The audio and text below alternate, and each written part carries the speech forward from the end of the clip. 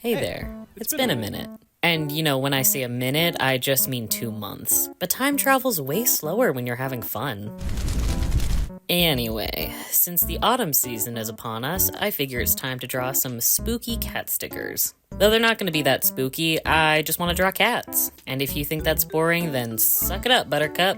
So it's also been a while since I added any new stickers to my repertoire, and my old ones feel a bit outdated at this point. So I'm gonna make a few that will hopefully be a bit more eye-catching. First up is I wanted to make a sticker of a 2000 Sparkle Cat with the quote, "I am cringe, but I am free." Because I gotta keep pushing this message in the year of our Lord 2025, where cringe culture still very much exists in the form of TikTok cringe commentary videos. Though, I mean, at this point the Lord has most certainly abandoned us. But like I said, we are anti-doom-scrolling here, so back to cats. It also feels pretty obvious why I'd make a sticker embodying that Sparkle Cat art style, considering I was born in 2001, so I witnessed the peak of the Sparkle Cat / Sparkle Dog era on DeviantArt. God, does Gen Alpha know what DeviantArt is? Is DeviantArt to Gen Z what MySpace was for millennials? Ironically enough, though, I was not into Sparkle Cats as a kid or teenager. I mean, with an exception. I liked it when the designs had complementary color palettes, say Bonnie the Kitty or Splash Kitty Artist, for example, which is kinda why the character I designed had a similar color scheme. But the scene core designs with the big hair and all the accessories were not my jam. Of course, nowadays it's nostalgic, so I can't help but pay reverence to the outlandishness of these neon-colored personas. Also, because it reminds me of the mutuals I had way back then on DeviantArt.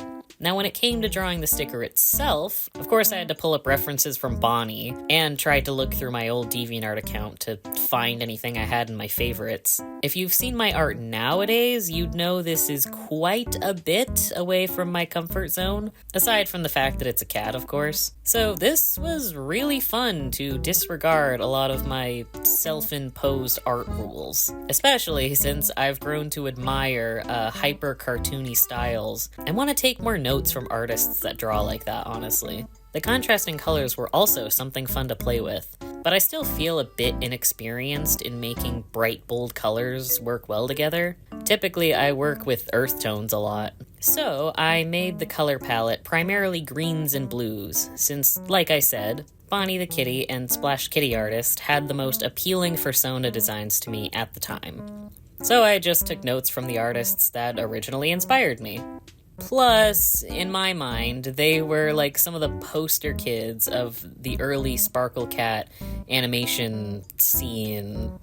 Another detail I remember to add was the little star shapes in the eyes, partially because it was part of the trend, but also because of Littlest Pet Shops, which were also big at the time. And later I added a neon rainbow backdrop because of course I had to add that. Overall, I thought this was quite cute and fit the vibe I was going for in the end. Quite pleased with this one, and I hope others are too. The next sticker I made is this weird cat monster snake thing with the phrase, "Become a problem money can't solve." Now, if anyone looks at my Pinterest board at all, you will see so many images of cats that look creepy in one way or another. Whether they have uncanny eyes, unnatural anatomy, or just straight up an amalgamation of different creatures as if it got lost in the mystery flesh pit for too long. I'm still trying to figure out why this kind of art appeals to me. I owned like 3 cats as a teenager too, but I know they never transformed into a Cronenberg creature. At least not in front of me. So it's not like I'm drawing from lived experience. Maybe part of it is because I like all these creatures, which I've mashed into one thing, like cats, snakes, bugs, etc. And the other part might be because I think they just look damn cool, and even though I try my best, I don't succeed at escaping my edgelord teen years. Regardless, this is a theme that's likely going to pop up in my art again, partially because I learned it's fun to make a monster from scratch, since it's way easier to do whatever you want with the anatomy. Also, unfortunately, I was dumb and forgot to record a lot of the coloring process for this gal. You'll notice that I initially colored this creature in earth tones, though, because, like I said earlier, it's the primary color scheme I'll work with. I also just thought naturalistic colors would make it look creepier, like a bug or reptile. But I realized quickly that I didn't like the colors because it looked way too dull, and there wasn't enough color variety for my tastes.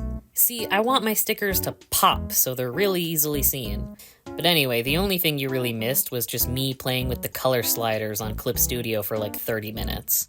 So, I'm really sorry that you couldn't have seen such a riveting artistic process. Luckily, though, you'll see the final design near the end, so don't worry. Oh yeah, you might be wondering why I picked "become a problem money can't solve" as the quote next to this creature. It's partly because I don't think any amount of money would solve what's going on with this thing. Not like I would want it to. We need to let nature be beautiful instead of profiting from it.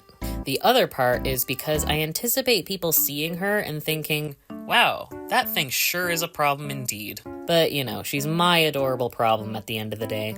Now, this third sticker is a very strong pivot from those two, as you'll quickly come to realize. It's another cat, or cat-adjacent creature, openly baring its teeth as if it's screaming or roaring. It's another step out of my comfort zone since this is a sketchier and sharper art style. It's another style I really gravitate towards lately because it's so imperfect and evocative of such strong emotions. When I try to depict extreme emotions in a piece, it's usually pretty hard since I'm so focused on consistency and cleanliness in my art. So it can be kind of hard to really make my art feel as emotional or chaotic as I want it.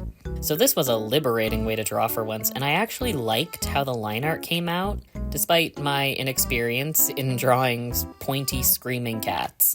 Also, of course, it had to be in red and black. I will die if I don't work with these colors for longer than a week. The quote that they're screaming, though, is "listen when I talk," which is actually a lyric in this hyperpop song called "Spoiled Little Brat" by Underscores, which this song also mostly inspired the drawing itself. I've actually been listening to a lot of hyperpop for the past few years, and this art style feels so fitting for when I'm listening to these songs. Like, the songs are so loud and chaotic. It sounds like your ears are getting stabbed in a good way. And so when the art style looks stabby, it matches what I see in my head when I'm listening. If that makes any sense at all. I'm just currently really into music that sounds like a nightcore blender, and I gotta express it somehow. I also maybe see myself animating bits and pieces of these kinds of songs eventually, since I think it would be extremely fun to draw and edit. Though I would definitely need a flashing lights warning. Also, give me hyperpop recommendations. I just keep listening to the same 4 or 5 songs, so, help me. Now, this fourth sticker is a little more liminal, so to speak. And I don't mean liminal as in, like, the back rooms. I mean the actual definition of liminal, which is the feeling of being caught in a transitional space, kind of. I've grown to really like art that has this almost quiet atmosphere to it, or a distinct melancholy feeling. Again, if you look at my Pinterest board, you will see a lot of art that fits this description. I also like when that melancholy atmosphere is paired with something oddly endearing, like an optimistic quote or a cute animal. I'm sure this kind of art already has a name for it, so, put it in the comments if you know, but I've just been calling it melancholy optimism. Also, I'm going to put examples of artists who I'm inspired by, as well as my own attempts at this kind of style. Now, the drawing itself came pretty naturally because I already like drawing this black cat character in this kind of liminal art style of mine. And the backdrop was honestly just me playing with brushes, as I typically do whenever I just want random textures on my art. I wanted the backdrop to look cloudy, though, given the mood of this drawing is meant to be a little hazy or uncertain. Truthfully, though, this is the kind of art I make when I'm feeling kind of unsure or afraid of the future. Which, might be obvious, since the quote is, "maybe everything will be okay, question mark." I mean, do I really need to elaborate on why I'd make something like this right now, given the everything that is happening in the world right now? Like, come on, I know I'm not alone in feeling scared, but at the same time, I can't be paralyzed by fear and doomscroll all day because that doesn't help anyone. Plus, I got dishes to do. So, maybe if I draw my little guys for comfort and tell myself things might be okay, then I'll at least be able to get out of bed. Even if I barely believe in what I tell myself. I mean, I hope that'll connect with someone and remind them that at the end of the day, the horrors persist and yet so do I. So on that cheerful note, that's all of the little guys I drew today. And here's how all of them turned out. I'm actually pretty happy with all of them, and I don't really have any notes or anything. Also, now you'll finally see how my noodle cat turned out. The vibrant colors really just pop out way better. Don't you agree? I mean, not like your answer will change anything, but I'm just trying to make you feel included.